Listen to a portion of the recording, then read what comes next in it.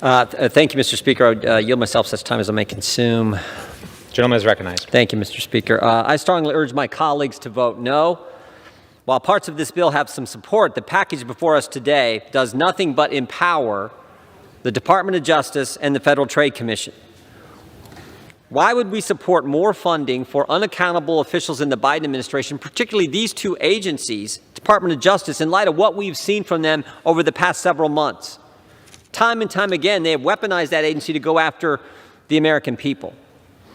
Now, some are asserting that, oh no, this wouldn't give more money to the bureaucracy, but this is the kind of Washington budget gimmick that the swamp uses to grow government all the time.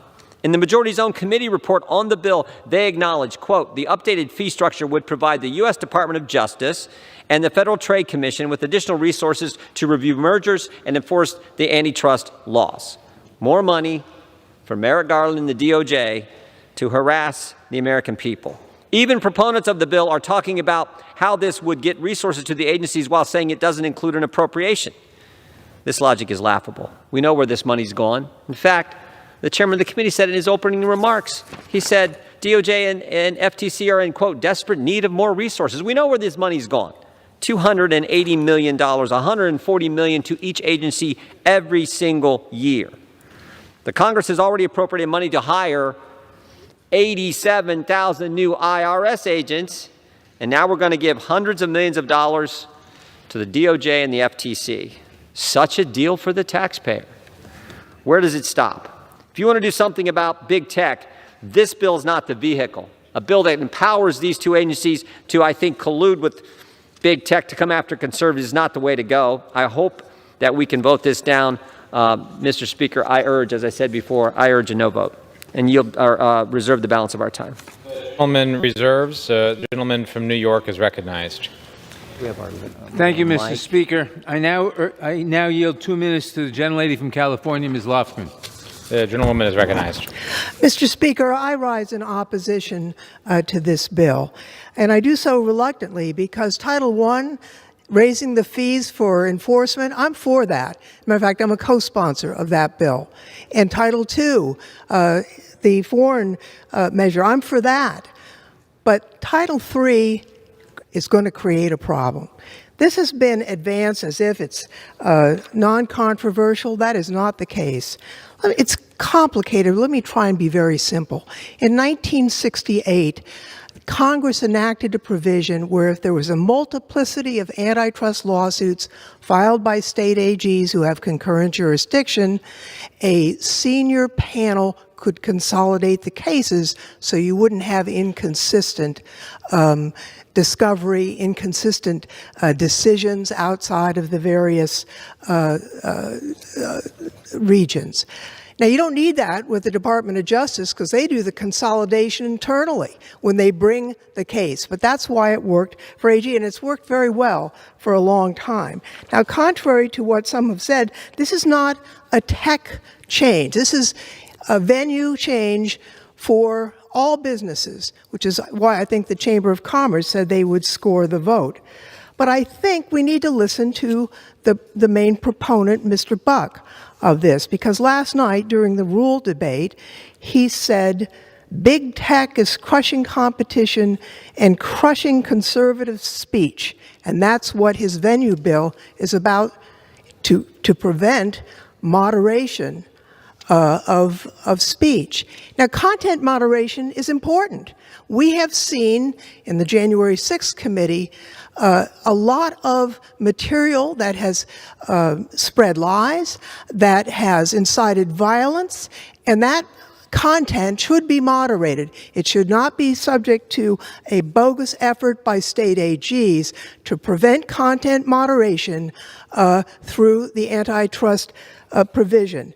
And to claim that that would not happen, I mean, AGs can bring cases right now without this provision. In fact, California just did against Amazon. Fine, go at it if you've got a case. But if you don't think that the Attorney General of Texas, who's currently hiding from a process server and facing other legal complications, wouldn't try to use this to undermine content moderation, I think you're sadly mistaken. And that would be I'm sure for my Democratic colleagues, not their intent, but that would be a very sad result that would not be good for our country. Now, if we turn this bill down, I'm sure what will happen is that the Rules Committee will put the first two provisions that have broad support in our party back up, and I will happily vote for them to give the resources for enforcement and the like. But I urge a no vote on this measure with great sadness that we've been put in this spot, and I yield back. The gentleman reserves. The gentleman from Ohio is recognized. Thank you, Mr. Speaker. I would just respond to the gentlelady from California. I appreciate the fact that she's a no on this bill, but I think her logic is all wrong. This bill would actually give $140 million to the DOJ so they can continue to do what they're already doing, work with big tech to censor certain information from getting to we the people. And why do I say that? Because we know it happened. Just a month ago, Mark Zuckerberg said the FBI come and told him not to allow the story about Hunter Biden's laptop to be on their platform. They gave him the old wink, wink, oh, we think this is Russian disinformation, which we know it wasn't.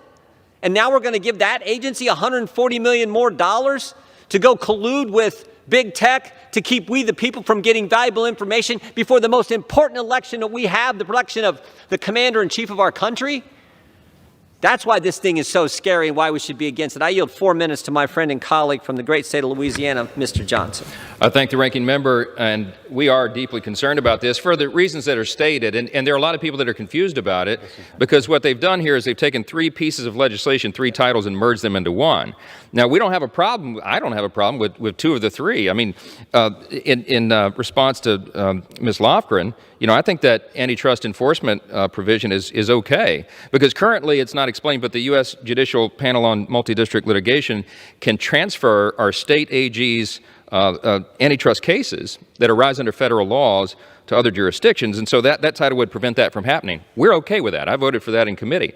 One of the other titles here is the disclosure of subsidies by foreign adversaries. Now, we didn't get any regular order on that. We didn't get to actually debate that, mark it up in committee, but you know, the substance of it, that one's okay, because it would require parties to notify when they receive subsidies from countries that are threats to the U.S. when filing a merger. You know, we all agree on that. But the problem is, the thing we're so concerned about is what Ranking Member Jordan has just talked about, the Merger Filing Fee Modernization Act. Now, for folks that are trying to follow this back home, this would change filing fees paid by companies seeking regulatory approval for mergers. It would reduce the fees for deals valued under $1 billion, and it would raise them for the larger mergers over $1 billion. Now, here's the problem. All of this sounds fine so far, but here's the problem. There are no restrictions on the use of the additional funding that's generated by these fees, and the FTC and the DOJ will have even more power to institute their bad policies. This is not a de minimis amount. We're talking about $1.5 billion over 5 years. That's a lot of money, right? And just so you know, since President Biden took office, the FTC has pursued radical goals beyond its jurisdiction. One commissioner said she supports prioritizing FTC investigations relating to systematic racism, rulemaking for racist practices. These are very amorphous terms. They've been abused and used for all sorts of nefarious purposes. A Republican Commissioner Wilson described Democrat goals as rooted in, quote, a unified worldview that draws heavily on Marxism.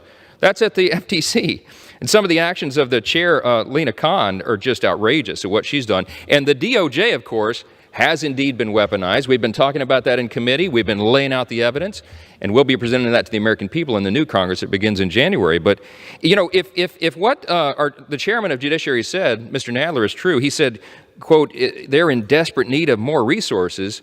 You know, maybe they could have not spent money and resources by sicking the FBI and all the U.S. attorney's offices on parents who are going to school board meetings to object to curriculum that their kids are being exposed to, and mandates and school closures and all the rest. This is outrageous. These institutions have been weaponized, and the people are losing their faith in them. We cannot, in good conscience, stand on this floor and send them $1.5 billion to engage in more of this madness. And so we have no choice but to oppose the legislation for that reason. And I think it's a good one, and I think most of our colleagues are going to agree. I yield back.